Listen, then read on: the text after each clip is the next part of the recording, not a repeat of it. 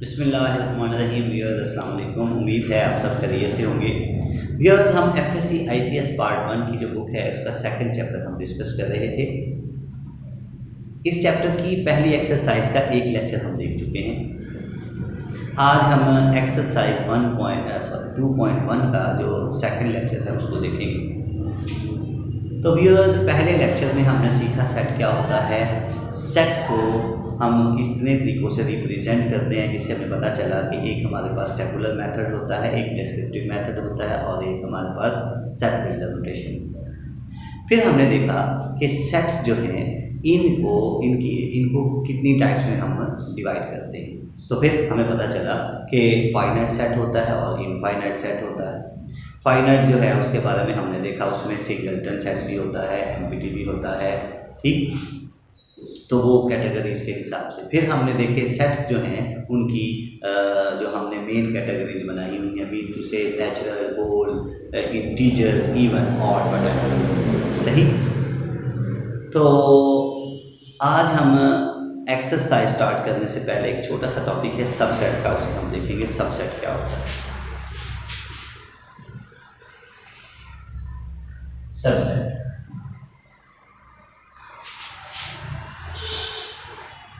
A set A is said to be a subset of B if every element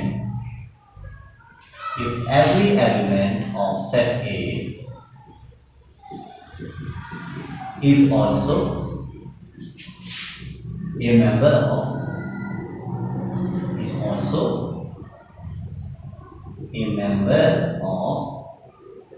set A। अगर set A का हर element set B का भी element हो तो simply से हम कहेंगे कि A B का सबसेट है। मसलन सेट A मेरे पास है 1 2 और सेट B में मेरे पास एलिमेंट्स है 1 2 3 4। अब इसका हर एलिमेंट इसमें भी है तो इसका मतलब इसका सबसेट, ठीक। तो इसको हम डिनोट करते हैं, it is denoted by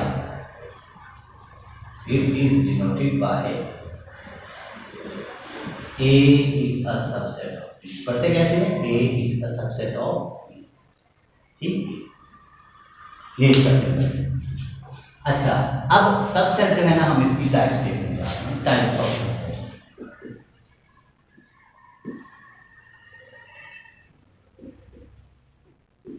types of subsets तो बेसिकली इसके हमारे पास दो टाइप्स हैं। नंबर 1 हमारे पास है ग्लोबल सबसेट, ठीक है, ग्लोबल सबसेट, और दूसरी हमारे पास है इनग्लोबल सबसेट।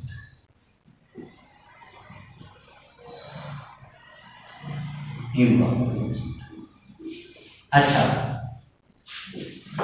एक सेट जो है वो दूसरे सेट का प्रॉपर सबसेट होगा अगर जिसका सबसेट है उसमें कम से कम एक एलिमेंट ऐसा हो जो पहले में ना हो। मसलन मैं कहता हूं, if A is a subset of B and set B has at least one element which is not in A। अगर A B का सबसेट है तो फिर B में कम से कम एक एलिमेंट ऐसा होना चाहिए जो A में ना हो। इस रूप में हम कहेंगे B जो है वो क्या है, proper subset. It is denoted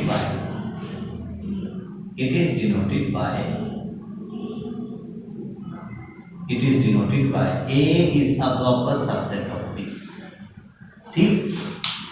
अच्छा, इम्प्रॉपर क्या होगा? अगर A B का सबसेट हो और B में कोई भी एलिमेंट ऐसा ना हो जो A में ना हो, ठीक।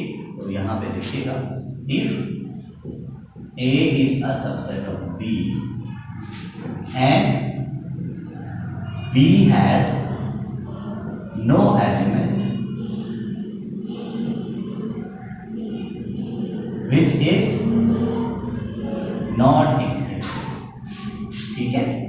यहाँ पे हमारे पास जो है वो बी में कोई एलिमेंट ऐसा नहीं होना चाहिए। मसलन पहले हम एग्जांपल लिखते हैं, सेट ए मेरे पास वही लिख लेते हैं 1 2, और सेट बी मेरे पास है 1 2 3 4 है।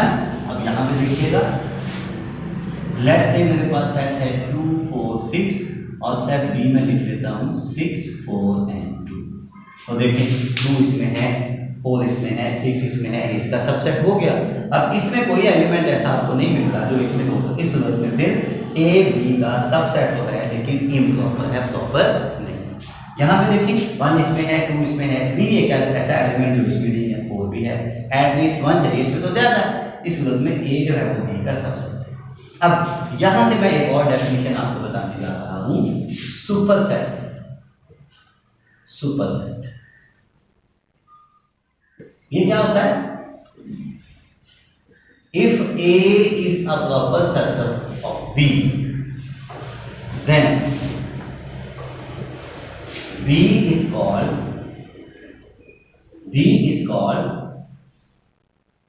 superset of A। अगर A B का प्रॉपर सबसेट है तो B A का सुपरसेट होगा, और इसे denoted by B is a superset of A, यानी इसको सिंपल आसान काम। तो ये हमने देखा सबसेट क्या होता है। सबसेट के लिए एक सेट जो है उसके सारे एलिमेंट्स अगर दूसरे में मौजूद हैं तो पहला दूसरे का सबसेट है। अगर दूसरे में कोई एक एलिमेंट भी ऐसा है जो पहले में नहीं है तो फिर पहला दूसरे का प्रॉपर होगा। अगर पहला दूसरे का प्रॉपर सबसेट है तो दूसरा पहले का सुपरसेट होगा। ठीक। अच्छा, यहाँ आपने देखा ये इसका इम्प्रॉपर सबसेट है, तो इनफैक्ट ये दोनों एक ही सेट्स हैं, सिर्फ ऑर्डर चेंज है, नाम भी चेंज हो हैं तो सेम। तो एक सेट अपना ही, ये सेट तो ये वही है ना, ये देखिए ना, ये इक्वल टू ए है, तो हर सेट अपना इम्प्रॉपर सबसेट होता है, याद रखो।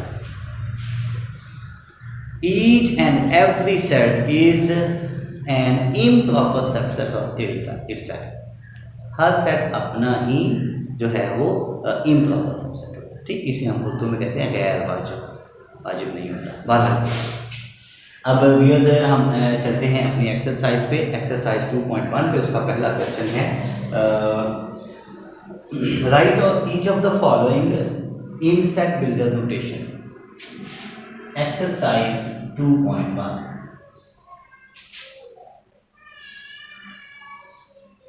तो पहले क्वेश्चन के हमारे पास जो है वो ऑलमोस्ट 12 पार्ट्स हैं। ठीक, इनमें से हम 2-3 चूज कर लेते हैं। मकसद है कि सभी को समझ आ जाए। तो क्वेश्चन नंबर 1 हम करेंगे। क्वेश्चन नंबर 1, इसका पहला पार्ट ही ले लेते हैं। What is that? 1 2 3 and so on up to 1000।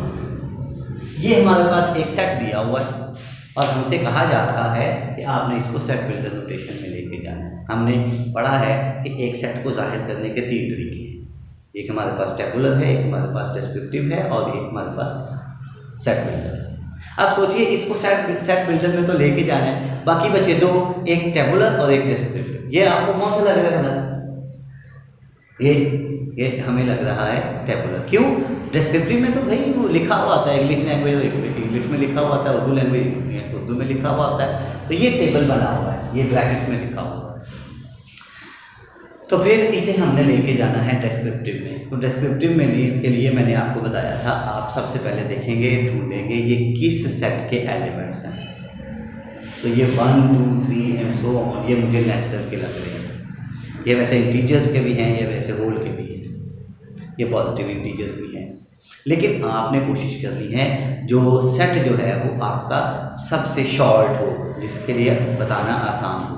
क्यों? Mathematics is an education of simplification. ठीक, इवैल्यूएशन, चीज़ें सिंपल लेते हैं। अच्छा, तो फिर मुझे तो नेचुरल सबसे आसान लग रहा है। तो फिर ये नेचुरल नंबर्स हैं और सबसे छोटा जब नेचुरल नंबर बोल दिया, सबसे छोटे नेचुरल नंबर का पता है, वो 1 होता है। सबसे बड़े का किसी को भी नहीं पता क्योंकि ये इनफाइनाइट सेट है। लेकिन ये जो हमें गिवन है ये फाइनाइट है, क्यों? उसने सबसे बड़े वाला बता दिया 1000। तो इसका मतलब इसको जब हम सेट बिल्डर नोटेशन में लिखेंगे तो इसके हर एलिमेंट को x मानेंगे और x जो है उसका ताल्लुक है नेचुरल नंबर से। इतना काफी नहीं है क्योंकि 1000 से आगे भी तो नेचुरल नंबर्स हैं। इसका मतलब and x must be less than और इक्वल टू 1000। x की वैल्यू 1000 के इक्वल भी है और उससे छोटी भी है। उससे छोटे कौन सा? 999, 90, 998, 997, 996। पीछे चलते हैं 3 2 1। 1 से पीछे है ही नहीं, 1 से पीछे नेचुरल नहीं है, ऐसा ही नंबर लेकिन नेचुरल नहीं है। तो फिर अगर हमें किसी सेट का पता है, नेचुरल का हमें पता है कि इसका सबसे छोटा नंबर 1 है, उसे फिर लगाने की ज़रूरत नहीं है, वो ऑलरेडी हमारे नॉलेज में है। अलबत्ता बड़ा उसने बताया था वो हमने लगा दिया। तो दिस इज द सेट। देखिए यहाँ से पता चल रहा है कि नेचुरल नंबर्स हैं और यहाँ से पता चल रहा है कि 1000 और उससे लेस लिखने हैं। और 1000 उससे लेस कहाँ से कहाँ तक होते हैं? 1000 से पीछे चलते हैं 1। होप आपने अंडरस्टैंड किया होगा। अब इसी का दूसरा पार्ट देखिएगा। इसी का सेकंड पार्ट हमारे पास है कि 0 1 2 and so on up to 100। अब देखें नेचुरल नंबर्स में 0 शामिल हो जाए तो उसे हम कहते हैं होल नंबर्स। ठीक, तो ये होल नंबर्स हैं तो फिर हम क्या कहेंगे? x is such that x belongs to w। ठीक, and x is less than और इक्वल टू 100। अब होल नंबर में सबसे छोटा 0 होता है, वो सबसे बड़ा उसने यहाँ 100 बताया, वो उसने बताया, इसलिए हमें लगाना पड़ेगा 0 सबसे छोटा, ये तो अंडरस्टूड है। वो ना भी बताए तो ये हमारे नॉलेज में है। सो यहाँ से देखें, यहाँ से पता चलता है होल नंबर्स है, इसका मतलब 0 1 2 3 एंड सो ऑन। यहाँ से पता चलता है 100 से छोटे और 100 भी है। तो 100 और उससे छोटे हमें पता है कौन से हैं? 99 98 97 सो ऑन, सबसे छोटा 0। डन। अच्छा, इससे आगे हमारे पास जो है वो पार्ट नंबर 3 है। उसमें हमें कहते हैं 0 +-1 +- 2 and so on up to +-1000। Now this is interesting. 0 +-1 +-2 this is set of integers. Set of integers को z से जाहिर करते हैं। सेट ऑफ जो इंटीजर्स हैं इसका हमें ना सबसे बड़े नंबर का पता है ना सबसे छोटे नंबर का पता है।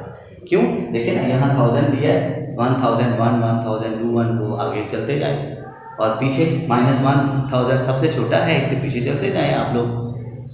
यानी इसे मैं अगर लिखना चाहूँ तो यूँ भी लिख सकता हूँ -1000 -999 चलते जाएं, -2 -1 0 1 2 एंड चलते जाएं आप 1000। ये इसका उसने हमें यहाँ तक बताया सबसे छोटे, उसने हमें यहाँ तक बताया सबसे बड़े, इससे आगे भी हैं, इससे छोटे भी हैं। किसी को नहीं पता कि सबसे बड़ा इंटीजर कौन सा है, किसी को नहीं पता सबसे छोटा इंटीजर कौन सा है। अब देखिए, सबको पता है कि सबसे छोटा नेचुरल 1 है, सबको पता है कि सबसे छोटा होल नंबर 0 है, लेकिन इंटीजर सबसे बड़ा नहीं पता, सबसे छोटा किसी को नहीं पता। इसका मतलब हमें अब दोनों साइडों पे देखना पड़ेगा। तो देखिए यहाँ से ये तो पता चला कि x is such that x belongs to z। z क्यों लिखा? z stands for set of integers and x is less than or equal to 1000 but greater than or equal to -1000।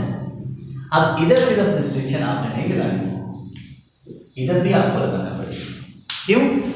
सबसे छोटे हमें इंटीजर का भी नहीं पता। ठीक, तो यहाँ से देखें, यहाँ से पता चल रहा है इंटीजर्स हैं, यहाँ से पता चल रहा है कि 1000 है, उससे छोटे भी हैं, -1000 और उससे बड़े भी हैं। तो देखिएगा फिर +-1000 फिर +-999 फिर +-999 चलते जाए हमारे पास 0 बचे। 0 के साथ प्लस माइनस नहीं लिखा हो, मैंने पहले भी थोड़ी देर बताया। 0 ना पॉजिटिव में आता है ना नेगेटिव में आता है, 0 हैज नो साइन। अच्छा नहीं, तो देखिएगा अब किसी का एक पार्ट और कर लेते हैं, क्वेश्चन नंबर 1 का। ठीक है, फिर हम इसे फाइनल करते हैं। तो मसलन इसमें हमारे पास पार्ट नंबर 7 है, पार्ट नंबर 7। इसमें जो हमें एलिमेंट्स दिए हैं that is Peshawar, that is Lahore, फिर कराची और फिर हमारे पास है कोयटा। ये हमें एक सेट दिया हुआ है जिसमें हमारे पास 4 सिटीज के नाम। ये जो 4 सिटीज हैं ये पाकिस्तान के जो प्रोविंसेस हैं 4, उनके कैपिटल्स के नाम। सही। अब देखें इनका आप कंपैरिजन नहीं कर सकते नेचुरल नंबर्स के साथ, इवन के साथ, ऑड के साथ, रैशनल इरेशनल हैं ये एलिमेंट्स। लेकिन हमने जो सेट्स पढ़े हैं जिनको हमने डिनोट किया हुआ है, नेचुरल को एन से, होल को डब्ल्यू से, उनके साथ इसका कोई कंपैरिजन नहीं। तो फिर इसको सेट बिल्डर में कैसे लेके जाना है देखिएगा। जो हमारे नॉलेज में बात आती है हमने उसको एक्सप्रेस करना है। कैसे? सेट बिल्डर में कैसे देखिएगा। हम कहेंगे x is such that x is a capital, x is a capital of province of Pakistan. भाई पाकिस्तान के प्रोविंस जो है उनके कैपिटल का नाम है। अब पाकिस्तान में प्रोविंस एक तो नहीं है, कितने प्रोविंस हैं? 4 हैं। भाई कौन सा प्रोविंस है? पंजाब, उसका कैपिटल कौन सा है? लाहौर। ठीक है, ये हो गया। फिर प्रोविंस हमारे पास है केपी के, उसका हमारे पास जो है वो कैपिटल कौन सा है? पेशावर। फिर हमारे पास सिंध है, सिंध का कैपिटल कराची है। फिर हमारे पास बलूचिस्तान है, उसका क्वेटा। तो फिर 4 प्रोविंसेस हैं, ये ऑटोमेटिकली आ जाएगा। तो sometimes whenever we don't have the comparison of the given sets you have to use your knowledge. ठीक, होप आपने ये चीजें अंडरस्टैंड की होंगी। ठीक, अब क्वेश्चन नंबर 2 पे चलते हैं। उसमें भी हमें जो है वो एक फॉर्म दी गई होगी, हमने दूसरी फॉर्म में कन्वर्ट करना होगा। तो चलते हैं क्वेश्चन नंबर 2।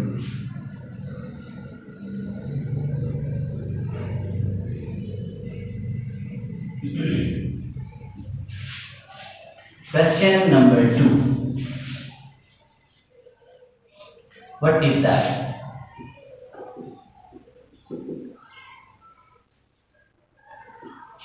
कहते हैं right each of the following sets in descriptive and tabular form. इसका मतलब आपको डेफिनेटली सेट बिल्डर नोटेशन में गिवन होगी। आपके पास जो सेट्स हैं वो सेट बिल्डर नोटेशन में होगी। तो पहला ही हमारे पास है x is such that x belongs to n and x is less than or equal to 10। अब सेट बिल्डर में है उलट काम हो रहा है। सेट बिल्डर में है हमें किस में लेके जाना है? इसको हमें टेबुलर में भी लेके जाना है और डिस्क्रिप्टिव में भी लेके जाना है। तो सबसे पहले हम लिखते हैं टेबुलर मेथड। जी, उसमें क्या होगा देखें। x एक नेचुरल नंबर है, natural number 1 2 3 so and so on, लेकिन कहता है 10 के इक्वल है और 10 से छोटा है। तो 10 और 10 से छोटा कौन सा? 1 2 3, कहां तक? 10 तक। तो ये हो गया टेबुलर मेथड। ठीक, तो डिस्क्रिप्टिव मेथड क्या होगा? डिस्क्रिप्टिव मेथड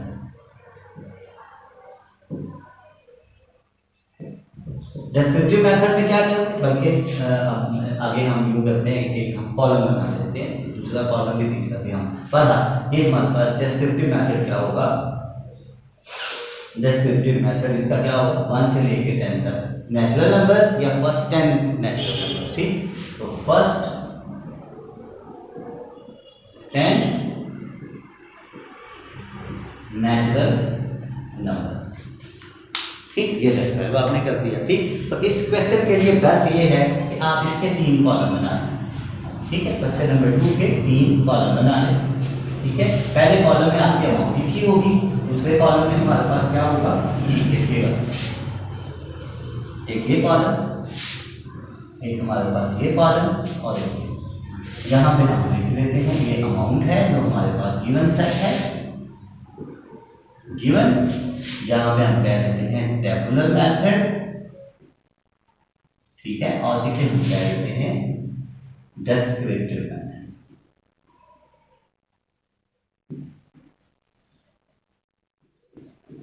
तो व्यूअर्स, आप वो पिछले क्वेश्चन में भी आप इस तरह से टेबल बना सकते हो। वहाँ 2 कॉलम बनेंगे, पहला गिवन और फिर आपके पास जो उसने मेथड का होगा सेट बिल्डर। अच्छा, अब इसका मैं पार्ट नंबर जो है वो करने जा रहा हूँ 3। देखिए पार्ट नंबर,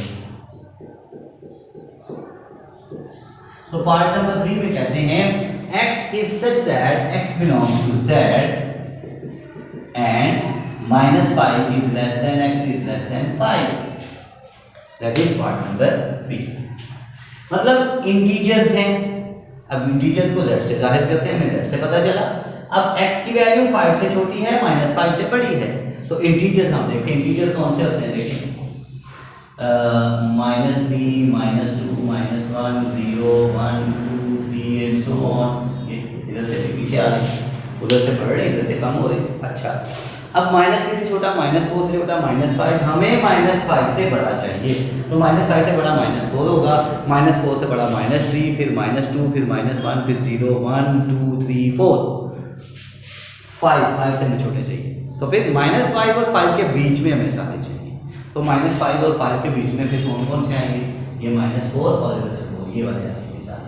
तो फिर टेबुलर मेथड क्या होगा, फिर देखिएगा, ये एक ही दफा आपको लिखना पड़ेगा और ये बन जाएंगे फिर हमारे पास -4 -3 -2 -1 0 1 2 3 एंड 4। ये वही है, लेकिन ये तरीका और है, ये आपको सेट में था, ये आपने टेबुलर में कन्वर्ट किया। और डिस्क्रिप्टिव में क्या होगा, set of integers between -5 and 5, या फिर set of integers from -4 to 4, वो आपकी मर्जी है, ठीक। तो set of integers better is that, इसको आपने शामिल करना है जो गिवन होता है, यानी इन बिटवीन -5 एंड 5, ठीक। मीनिंग सेम है, बट आप कोशिश करें इसको इन्वॉल्व करें। तो सेट ऑफ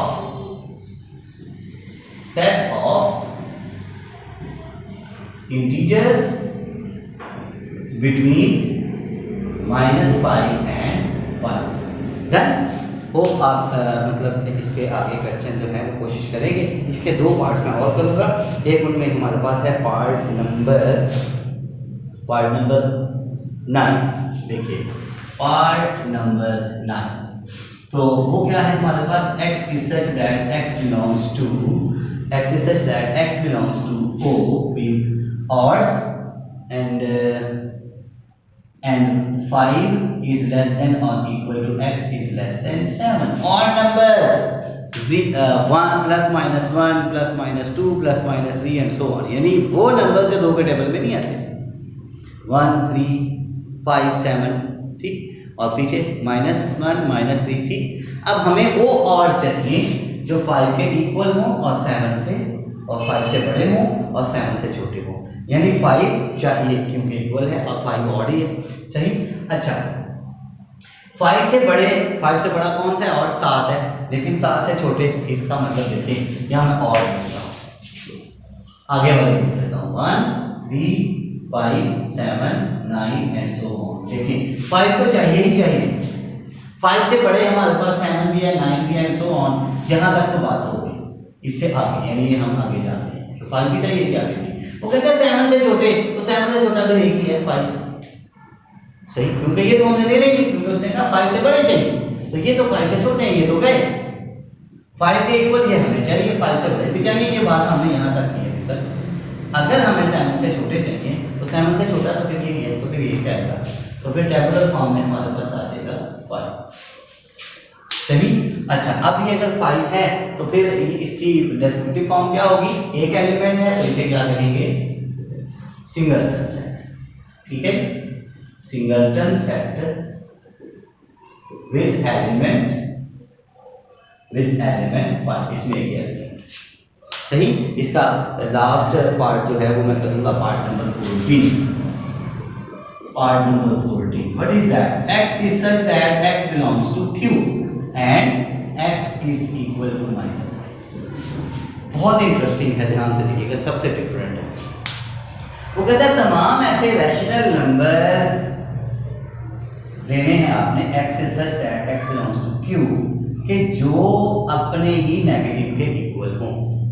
मैं एग्जांपल देता हूँ, 4 देखिए रैशनल, क्या ये -4 के इक्वल है, बिल्कुल भी नहीं है, इसका मतलब हमें 4 मिलेगा, 4 रैशनल है, बट अगर हम इसके नेगेटिव को इसके इक्वल रखेंगे तो ये इक्वल नहीं आएगा, धक्का नहीं हम कर सकते। 5 एक रैशनल नंबर है, अगर हम चाहें कि ये -5 के इक्वल आए तो आएगा, बिल्कुल भी नहीं आएगा, सही। अच्छा, ये इक्वल नहीं है, अभी इसको फुलफिल नहीं कर रहा, आप कोई भी रैशनल नंबर ऐसा नहीं बता सकते जो अपने ही नेगेटिव के इक्वल हो, सिवाय एक नंबर के। सोचें वो कौन सा हो कि जिसका साइन भी चेंज करें उस पर फर्क ना पड़े। Yes, it is zero. Zero को पॉजिटिव का या नेगेटिव साइन का कोई फर्क नहीं पड़ता। तो एक ही रैशनल नंबर ऐसा है कि जो अपने ही नेगेटिव के इक्वल है, यानी zero is equal to minus zero. क्यों? जीरो के साथ ना प्लस है ना माइनस है, उससे इससे कोई फर्क नहीं पड़ता। ठीक, अच्छा, तो फिर अगर ऐसे नहीं आप समझते तो देखिएगा x is equal to minus x है, तो ये माइनस एक्स इधर आके प्लस हो जाएगा, x plus x is equal to zero, तो 2x is equal to zero. यहाँ देखिए x की वैल्यू जीरो आ जाएगी। ऐसे कर लें आप लोग। सो हमें समझ ये आई कि भाई एक ही हमारे पास रैशनल नंबर ऐसा है, इसका साइन चेंज करेंगे तो कोई फर्क नहीं पड़ेगा। ठीक, तो इसे फिर क्या लिखेंगे? जीरो। ठीक, तो फिर ये भी हमारे पास एक ही एलिमेंट है, तो फिर इसे भी क्या कहना चाहिए? सिंगलटन सेट कहना चाहिए। Singleton set with element, singleton set with element. Clear? तो व्यूअर्स, हमने इस लेक्चर में देखा खास तौर पे कि किस तरह से हम सेट की एक फॉर्म को किसी दूसरी फॉर्म में कन्वर्ट कर सकते हैं। ठीक, आपने चीज़ें अंडरस्टैंड की होंगी। खुश रहें, दुआ में याद रखिएगा। ये लेक्चर्स आगे फॉरवर्ड लाजमी करिएगा। ठीक, अल्लाह हाफिज़।